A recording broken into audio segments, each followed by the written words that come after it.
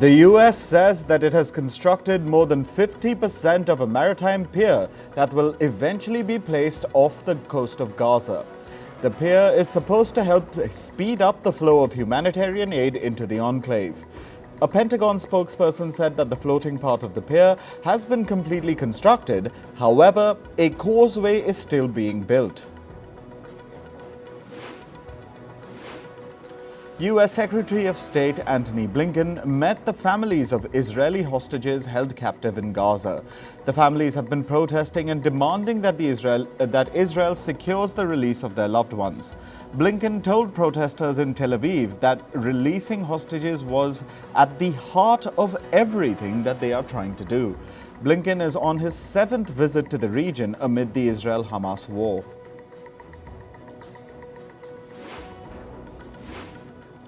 Tensions are escalating at the University of California, Los Angeles, UCLA.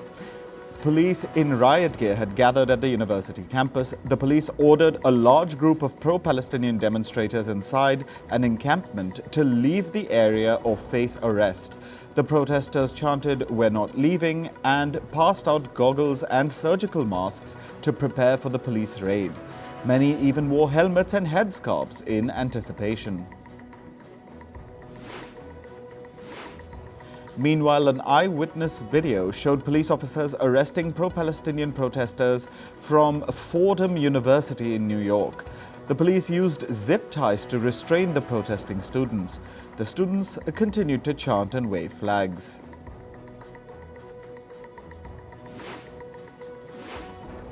Senators from the U.S. Republican Party condemned the pro-Palestinian demonstrations taking place at universities across the country. The Republican senators called on President Joe Biden to denounce the protests. One senator slammed the demonstrations, calling them little Gazas and cesspools of anti-Semitic hate full of pro-Hamas sympathizers.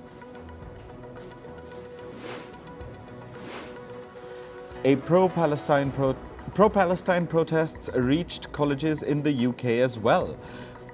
A pro-Palestine protest and encampment has been established at Newcastle University. Students are setting up tents outside campus buildings and raising Palestinian flags. A May Day rally in Los Angeles featured both worker unions and pro-Palestine protesters. Hundreds gathered with both worker rights signs and pro-Palestinian flags and messaging. The participants marched from Sunset Boulevard to Hollywood and Highland, the junction where the Oscars are held. Meanwhile, in Chile, a May Day rally turned violent. Unions took to the streets to demand an increase in the minimum wage. Protesters clashed with the police and threw objects at police vehicles. The Chilean police responded with water cannons. Similar clashes were reported in Istanbul in Turkey. Supporters of Turkey's main opposition party had gathered to march to Istanbul's historic Taksim Square. But the Turkish government banned May Day rallies at the location. Some opposition supporters defied the ban and took to the streets anyway. So the Turkish police fired tear gas and rubber bullets at the protesters and arrested 226 people. Ukraine has released a video showing a large fire engulfing a postal depot in Odessa. The fire injured at least 14 people. The building reportedly caught on fire after a Russian missile attack.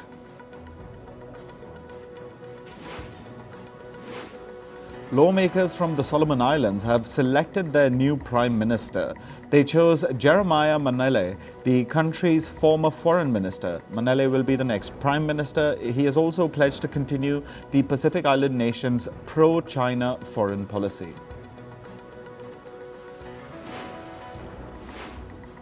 The Philippines has issued summons to a senior Chinese envoy. This is to protest against the latest flashpoint in the West Philippine Sea. Chinese ships used water cannons to damage two Philippine vessels. Manila accuses the Chinese ships of harassment, shadowing and blocking, and dangerous maneuvers. In climate news, heat waves have swept through parts of India. while the eastern region of the country records its hottest April, with the average temperature reaching a little over 28.12 degrees Celsius. The temperature recorded was the warmest since records began in 1901. At least 9 people have died due to the ongoing heat wave. Experts say that the El Nino weather phenomenon is to be blamed for the intense heat. Schools in Cambodia will conclude 2 hours earlier than the usual time. This comes in the wake of soaring temperatures baking the region. Temperatures are touching at least 40 degrees Celsius, especially in the afternoons. The new measure has been taken to prevent heat-related illnesses in students. At least 36 people have died after a highway collapsed in southern China. According to reports, heavy rains caused the road to cave in. Several vehicles plummeted down the steep slope. Dozens of police officials were deployed to retrieve and rescue people in need.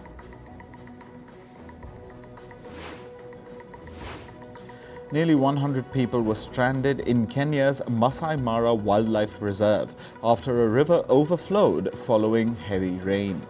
More than a dozen lodges, hotels and camps were inaccessible because of the water.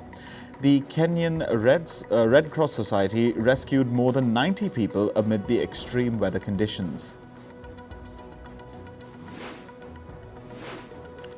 At least 10 people have died in floods caused by torrential rains in southern Brazil. Search and rescue missions are on for the nearly 24 people who have been reported missing. Authorities say that more than 3,300 people have been displaced from 100 municipalities.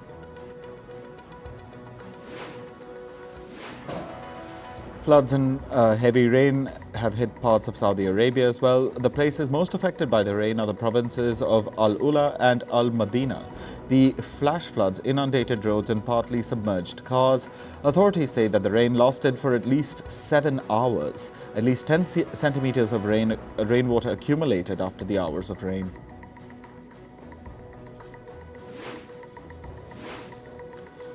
The UAE's Center of Meteorology said that unstable weather could affect parts of the country today and tomorrow. The unsettled weather conditions have already diverted several flights at Dubai Airport. Weeks ago, the UAE received record-breaking rainfall that brought the country to a standstill.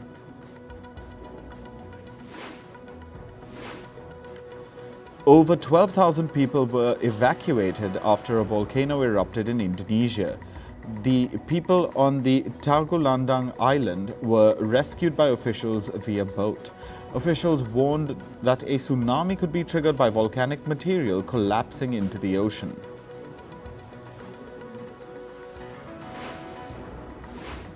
On to business and tech news. The US Federal Reserve has decided to keep its interest rates unchanged for the 6th consecutive term. The Federal Reserve said that the country's inflation is still too high. The central bank has suggested that it would not cut interest rates until consumer prices move towards its target level. However, Federal Reserve Chair Jerome Powell said that he expects inflation to ease over the course of this year. Meanwhile, new job openings in the US fell to a three-year low in March. US employers posted around 8.5 million vacancies in March. This is around 325,000 fewer jobs compared to February. Hiring in sectors like construction, finance and insurance has significantly declined in the US. America's largest bank, JP Chase, says that its assets may be seized in Russia. This comes after a Russian court ordered the freezing of JP Morgan's accounts in the country last month. JP Morgan was sued for blocking foreign funds for a Russian state-owned bank. This was after the US and other Western countries imposed sanctions on Russia over its invasion of Ukraine. American credit card giant MasterCard has reported a 28% rise in first quarter profits. The firm earned about $3 billion in the first 3 months of 2024. Higher card spending by US consumers helped boost MasterCard's profits, even as the country has been facing high inflation.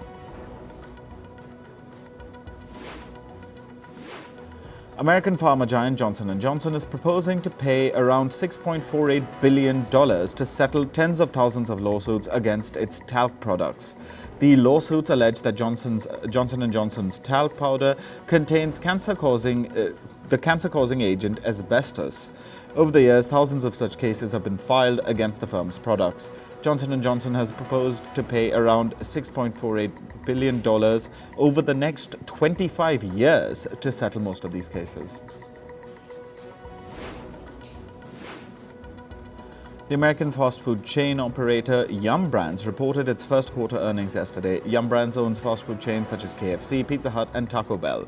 The firm's global sales declined by 7% in Q1 this year. This was due to weak demand for KFC and Pizza Hut outlets. Information technology firm Cognizant has reported an over 6% decline in profits for the first quarter of this year. The firm's profits stood at over $540 million in Q1. Cognizant attributed this decline to weak spending by clients.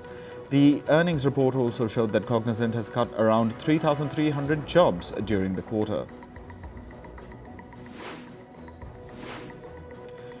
The US-based chip maker Qualcomm has raised its earnings projections for the next quarter. The firm expects to sell more chips to Android smartphone makers, especially in China. Qualcomm has said that the Chinese smartphone market has started to pick up pace after going downhill last year. In the last 6 months, Qualcomm's chip sales to Chinese smartphone makers surged by 40%.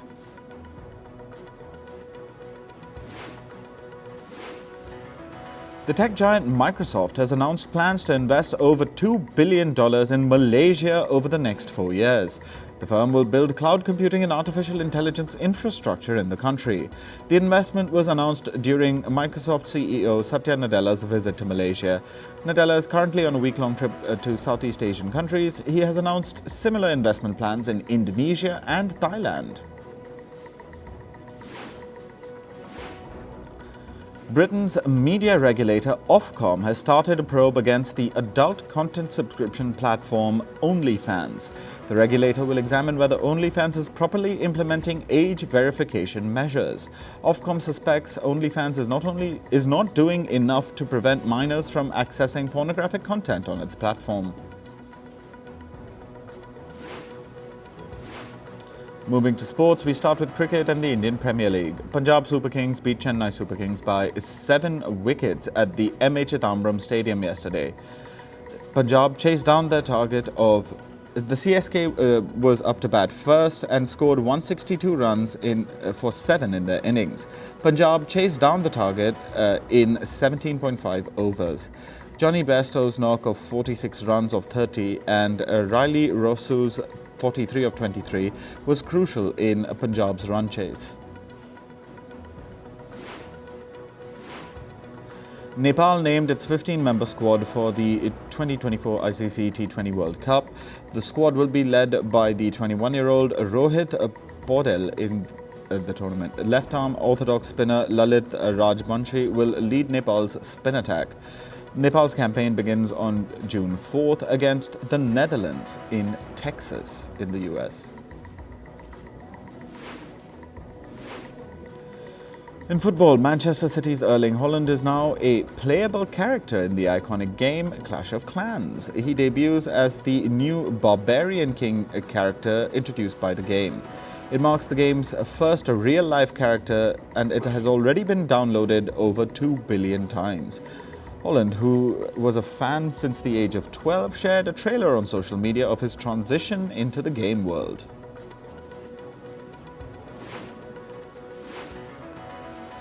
Al Nassr beat Al Khalij 3-1 in the King Cup of Champions semi-final at the Al Awal Stadium in Riyadh yesterday. Cristiano Ronaldo contributed with 2 goals in Al Nassr's victory. Former Liverpool star Sadio Mane was also on Al Nassr's score sheet. Al Nassr will face Saudi Pro League leader and Saudi Super Cup winner Al Hilal in the final on May 31st. Borussia Dortmund secured a 1-0 victory over Paris Saint-Germain in the Champions League semi-final yesterday. Nicolas Füllkrug fired a first-half goal to seal the win. PSG struggled for much of the first half but showed signs of improvement later on.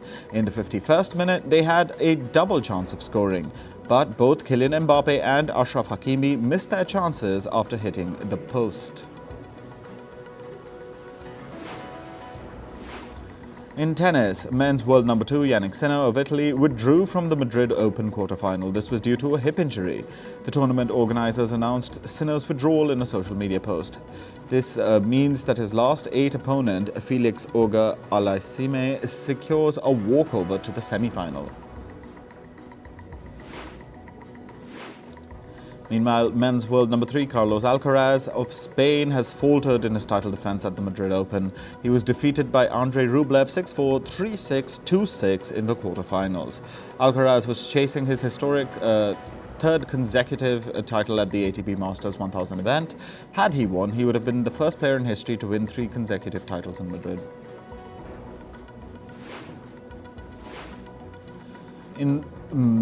In men's doubles, the top seeds Rohan Bopanna and Matthew Ebden crashed out of the Madrid Open. The Indo-Australian duo lost 7-6, 7-5 to Sebastian Korda and Jordan Thompson in the opening round. The contest lasted 1 hour and 17 minutes. It was the first time that Bopanna and Ebden had squared off against the American-Australian duo. In Formula One, Red Bull have confirmed the departure of their Chief Technical Officer, Adrian Newey. The engineer will leave the team after the 2024 season. Newey spent almost 2 decades with Red Bull. Newey's departure comes in the wake of controversy surrounding the team principal, Christian Horner. In badminton, India have qualified for the Thomas Cup quarterfinals despite losing to Indonesia in a group stage clash. The Indian men were placed in Group C and were blanked out 4-1 by the 14-time record winners. Top Indian shuttlers H.S. Pranoy was the one who secured a win for India in his round. After the match, India finished as the second best side from Group C.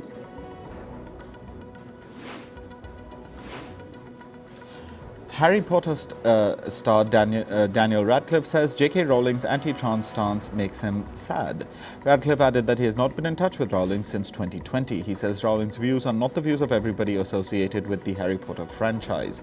He further added that he will continue to support the rights of all LGBTQ+ people. After a video of actor Robert De Niro went viral where he's supposedly seen shouting at anti-Israel protesters, his team has now issued a clarification.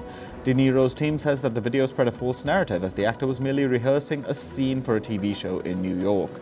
They say that the video was recorded by a bystander and was misinterpreted.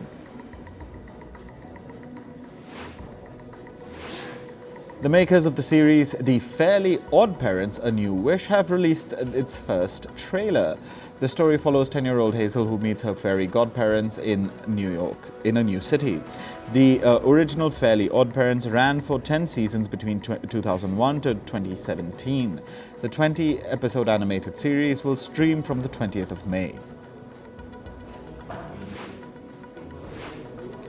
A red carpet was rolled out for the premiere of Unfrosted in Los Angeles. The film is a comedic take on the invention of the Pop-Tart. Comedian Jerry Seinfeld is making his directorial debut with this film. Unfrosted will stream on Netflix on May 3rd.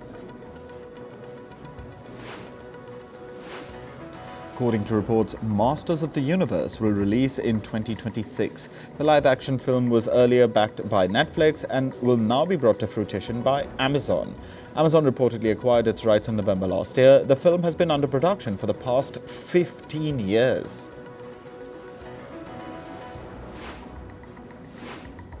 Actor-comedian Steve Martin revealed that shooting for Season 4 of Only Murders in the Building is halfway through.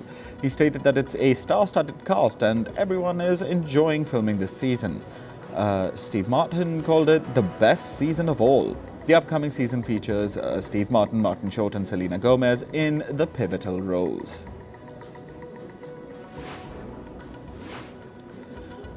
Producer Benny Blanco said in an interview that he can't believe that he's dating Selena Gomez. He says he wakes up every day and wonders how it happened. The producer revealed that he impressed Gomez through his culinary skills. Benny Blanco and Selena Gomez started dating in June last year.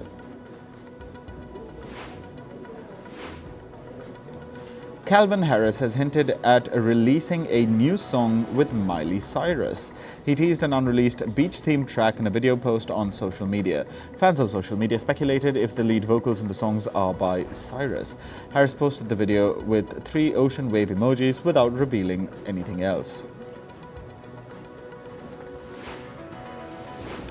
South Korean boy band 17 performed at 2 concerts in Seoul. The band celebrated their decade-long journey in the industry. They also performed 4 songs from their upcoming album. 17's Follow Again tour will now head to Japan.